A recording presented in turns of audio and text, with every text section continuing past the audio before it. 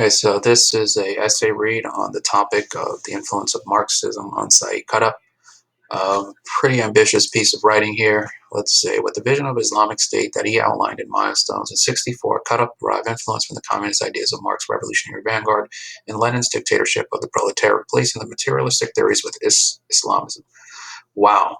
So this is a philosophical essay, and they're comparing the works of Marx and how Marx, his work was taken by this guy, Qutb, to come up with a different philosophy and approach to the progress of history and revolution on a global scale.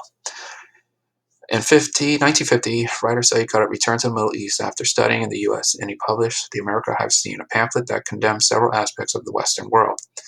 So this is a good intro. In '64, Qutb compiled what is commonly regarded as a manifesto of Islamic terrorism, Milestones. Okay, so it seems to be a work, studying this.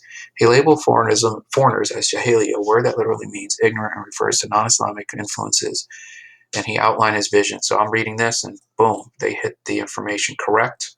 Um, and I know this particular work here, so to be able to come up with that conclusion is pretty impressive.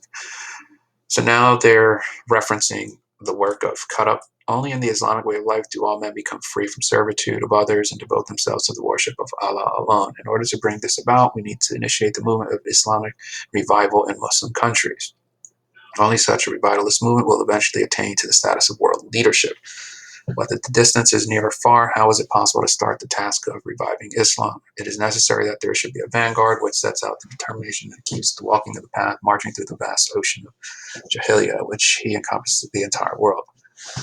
All right, so they cited his work, and it seems that they're going to be comparing his work, so this is totally appropriate. I'm going to give them a correct. Qutb envisioned an Islamic vanguard that would spread the interpretation of Islam throughout the world, starting with the creation of an Islamic government in a predominantly Muslim country. He saw this as a revival of Islam, demonstrating his belief that the world will return a certain level of purity if the Jahiliya lost global influence. His emphasis on the restoration of purity reflected his perception that he and his followers were being oppressed by the dominant foreign powers, sentiment closely related to the Communist Revolution. Thought more than a century before Qutb published Milestones, political thinker Marx published the Manifesto to rally the proletariat. Oh, wow.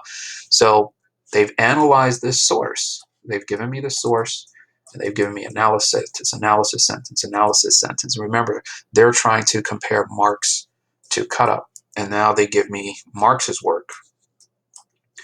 The communists have over the greatest mass of proletariat the advantage of clearly understanding a lot of Marx's conditions, the ultimate general result of proletarian movement. The immediate aim of the communists is the aim as all proletarian parties, formation of a proletariat into a class, overthrow the bourgeois supremacy, conquest of political power by the proletariat.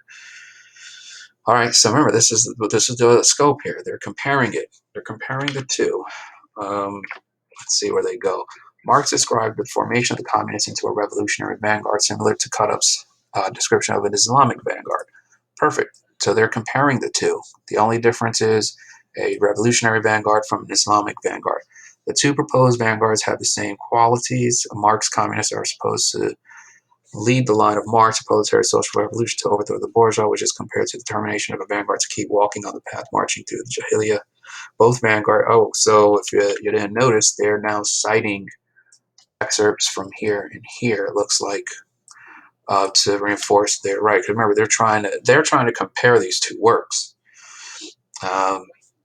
Both vanguards were responsible for knowing specific goals of the revolution and understanding the social climate. Considering that just as Qutb's vanguard was supposed to be aware of the prevalence of Jahili forces throughout the world, Marx expected the communists to know the conditions of the proletarian movement. Like, wow, I'm reading this, and this is definitely higher level.